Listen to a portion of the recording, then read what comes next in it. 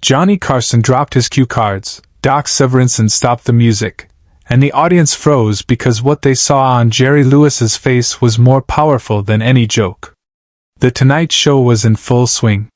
The band was tight, the audience was laughing, and Johnny Carson was doing what he did best, making it all look effortless. His monologue had landed perfectly. Ed McMahon's laugh boomed from his announcer's chair. The studio felt exactly like it should on a Tuesday night in 1979. Jerry Lewis was tonight's guest. The legendary comedian, director, and humanitarian who had made America laugh for 3 decades. He walked out to thunderous applause, that familiar manic energy radiating from him as he waved to the crowd. He settled into the orange guest chair, adjusting his tie, ready to do what he and Johnny had done dozens of times before, trade stories, crack jokes, sell whatever project he was promoting. Johnny shuffled his cue cards, glanced at his notes, and launched into the interview with his trademark warmth. "Jerry, it's always great to have you here. I understand you've been working on something special with the Muscular Dystrophy Association again this year?" It was supposed to be a softball question. An easy setup for Jerry to talk about his annual telethon, the cause he'd championed for years, the work that had become inseparable from his public identity. Jerry opened his mouth to answer. That familiar animated expression started to form on his face. And then something happened. His jaw tightened. His eyes, which had been sparkling with comic energy just seconds before, suddenly glistened with something else. His hands, which had been gesturing wildly as they always did, slowly lowered to grip the armrests of the chair. Johnny noticed immediately. Decades of live television had taught him to read faces, to sense when something was shifting beneath the surface. "Jerry?" Johnny's voice dropped its performative quality, becoming gentler, more real. Jerry tried to speak. His mouth formed words, but no sound came out. He blinked rapidly, fighting against something that was rising inside him, something he clearly hadn't expected to feel, not here, not now, not on live television in front of millions of people. The studio audience sensed the change. The easy laughter died away. 200 people leaned forward in their seats, confused, concerned, not sure what they were witnessing. Johnny Carson dropped his cue cards, Doc Severinsen stopped the music, and the audience froze because what they saw on Jerry Lewis's face was more powerful than any joke. To understand what happened next, you need to understand what had happened 6 days earlier. Jerry Lewis wasn't just a comedian. He was a force of nature. Loud, manic, brilliant, exhausting. He'd spent his entire adult life making people laugh, first alongside Dean Martin, then in his own films, then on television, always moving, always performing, always on. But behind that relentless energy was something Jerry rarely talked about publicly. A hole. A wound that never quite healed. His son, Joseph Lewis, had struggled. With addiction. With depression. With the crushing weight of being Jerry Lewis's son. A burden Joseph had never asked for and couldn't escape. The public only knew the comedy legend. Joseph knew the father who was always working, always traveling, always saving the world but never quite present at home. For years, their relationship had been strained. Phone calls that went unanswered. Holidays spent apart. The kind of distance that grows slowly, imperceptibly, until suddenly it's a canyon you don't know how to cross. Jerry had tried. He'd paid for treatment centers. He'd made promises to be more present. But the entertainment industry doesn't stop for family crises. The telethons needed him. The movies needed him. The world needed Jerry Lewis the icon, not Jerry Lewis the struggling father. 6 days before this Tonight Show appearance, Joseph had called his father. It was late, past midnight in Los Angeles. Jerry almost didn't answer. He was exhausted from a day of meetings, his mind already moving to tomorrow's schedule. But something made him pick up. "Dad?" Joseph's voice was quiet, fragile in a way that made Jerry's chest tighten. "Joey. What's wrong?" "Nothing's wrong. I wanted to tell you something before you did the Carson show next week." Jerry sat up in bed, suddenly alert. Joseph never called him before television appearances. Never showed interest in his career, actually, understandably so. Okay. What is it? There was a long pause. Jerry could hear his son breathing on the other end of the line, gathering courage for whatever he was about to say.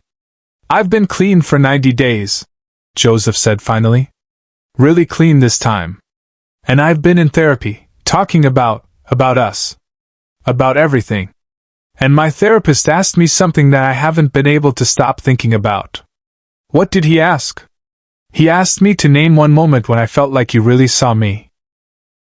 Not as your son, not as a problem you needed to fix, but as a person. One moment when I felt like I mattered more than the cameras. Jerry's throat constricted. He gripped the phone tighter. Joey, you've always mattered more than. I couldn't name one, Dad. Joseph's voice cracked. I sat in that office for 45 minutes, and I couldn't name a single moment. And that's my fault too, I know that. I haven't made it easy. But I'm trying to get better. I'm trying to understand why I am the way I am. And I think I need to hear you say it. Just once. That I matter. That I'm not just another problem in your schedule. Jerry had opened his mouth to respond, but the words wouldn't come. 30 years of quick wit, of always having the perfect comeback, of never being at a loss for words, and he sat there in silence, unable to give his son the one thing he was asking for.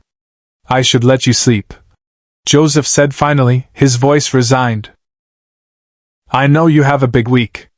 Just, when you're on Carson, and you're talking about the telethon and saving all those kids you've never met, maybe think about the one you have. The one who's still here. Still trying. The line went dead. Jerry hadn't slept the rest of that night. He'd replayed the conversation 1,000 times. He'd written responses he'd never sent. He'd stared at the phone, willing himself to call back, but terrified of what he'd say if he did. For 6 days he'd carried that conversation like a weight pressing on his chest. And he'd told himself he could compartmentalize it. He was Jerry Lewis. He was a professional. He would go on The Tonight Show, he would be charming and funny, and he would deal with his personal life later. But sitting in that orange chair, with Johnny's kind eyes on him, with the studio lights warm and bright, with millions of people watching, Jerry Lewis discovered that some wounds don't wait for convenient moments to open. Subscribe and leave a comment, because the most powerful part of this story is still ahead. Johnny didn't push. Didn't try to fill the silence with a joke or redirect to safer territory. He just waited, his cue cards forgotten on the desk in front of him. Jerry's hand moved slowly to cover his face. His shoulders began to shake. Not dramatically. Not performatively. Just the small, involuntary tremors of someone whose defenses were crumbling in real time. The audience didn't know what to do. Some shifted uncomfortably in their seats. Others looked at each other confused. A few began to realize they were witnessing something unprecedented, one of America's greatest comedians falling apart on live television. Doc Severinsen, who had been waiting for his cue to play into the commercial break, lowered his trumpet. He caught Johnny's eye and gave a small shake of his head. No music. Not now. Ed McMahon, usually quick with a quip or a laugh, sat perfectly still in his chair, his famous smile replaced by genuine concern. Johnny made a decision. He stood up from behind his desk. Not quickly, not dramatically, just a simple, deliberate movement. He stepped around the desk and walked a few feet to where Jerry sat. The cameras followed him, unsure where this was going. Johnny pulled the other guest chair closer to Jerry and sat down beside him. Not across from him like a host interviewing a guest. Beside him. Like a friend sitting with a friend. Jerry, Johnny said quietly, his voice barely picked up by the microphones. You don't have to do this right now. We can go to commercial. We can. I had a son. Jerry interrupted, his hand still covering his face, his voice thick and broken. I have a son. Present tense. But I said had because that's how I've been treating him. Like he's past tense. Like he's finished. The studio was so quiet that the hum of the cameras was audible. Jerry lowered his hand slowly, revealing a face that millions of Americans had seen smile, laugh, mug for cameras, but had never seen like this. Raw. Shattered. Completely stripped of performance. I got a phone call last week. Jerry continued, speaking more to himself than to the audience. From my boy. And he asked me to name one time when I made him feel like he mattered more than my career. And I couldn't. Johnny, I sat there with the phone in my hand and I couldn't name a single moment. Johnny reached over and placed his hand on Jerry's shoulder. It was a small gesture, but it anchored something. Gave permission for this moment to be whatever it needed to be. I saved children, Jerry said, and now he was looking at Johnny directly, tears streaming down his face. Every year I get on television and I beg people to help me save children with muscular dystrophy. I raise millions of dollars. I give my time, my energy, my heart to these kids I've never met. And my own son, my own boy is drowning and I've been too busy being a hero to notice. Backstage, he made a choice no producer would have ever allowed. The control room was in chaos. The director was frantically talking into his headset, asking Johnny if they should cut to commercial. The producers were arguing about whether this was television gold or a liability lawsuit waiting to happen. The network executives were probably having heart attacks. But Johnny Carson had final say on his show. And he wasn't going to commercial. He reached into his jacket pocket and pulled out a pen. Then he picked up one of his cue cards from the desk, the thick, white cards he used for every interview, with notes and questions written in his distinctive handwriting. He handed the blank side of the card and the pen to Jerry. Write it down, Johnny said simply. Jerry looked at him, confused. Write what? Whatever you need to say to him. Whatever you couldn't say on that phone call.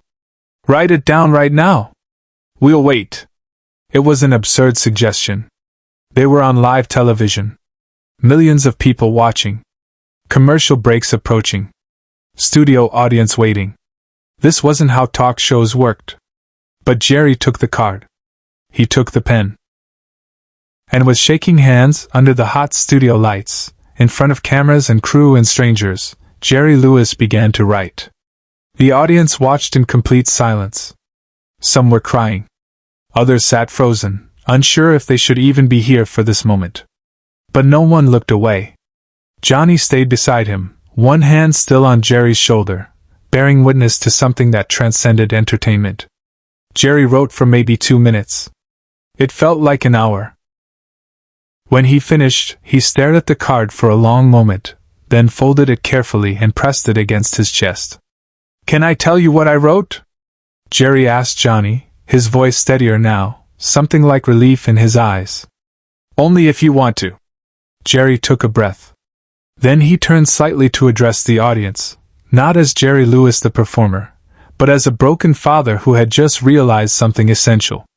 I wrote, Joey, you matter more than every laugh I ever got.